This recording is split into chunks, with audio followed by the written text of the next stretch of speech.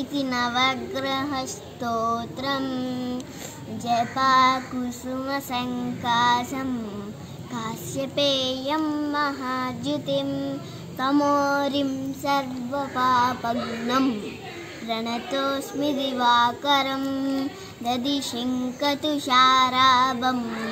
क्षीरोदार्णवसम्भवं नमामि शशिनं सोमं शम्भोर्मुकुटभूषणं धरणिगर्भसम्भूतं विद्युत्कान्तिसमप्रभं कुमारं शक्तिहस्तं तं मङ्गलं प्रणमाम्यहम् यङ्गुकलिकाश्यामं रूपेण प्रतिमं बुधं सौम्यं सौम्यगुणोपेतं तं बुधं प्रणमाम्यहम्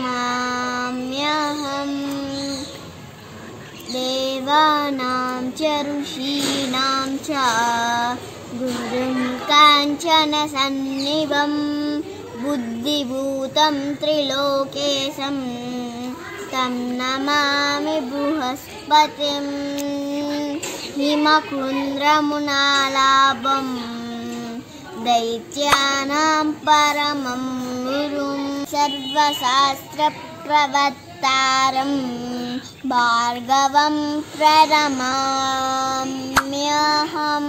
नीलाञ्जनसमाभासं रविपुत्रं यमाग्रजं छायामार्ताण्डसम्भूतं नमामि शनैश्चरम् अर्धकायं महावीर्यं चन्द्रादित्यविमर्दनं सिंहिकागर्भसम्भूतं तं राहुं प्रणमाम्यहम् पलाशपुष्पसङ्काशं तारकाग्रहमस्तकं रौद्रं रौद्मातकं घोरं केतुं प्रणमाम्यहम्।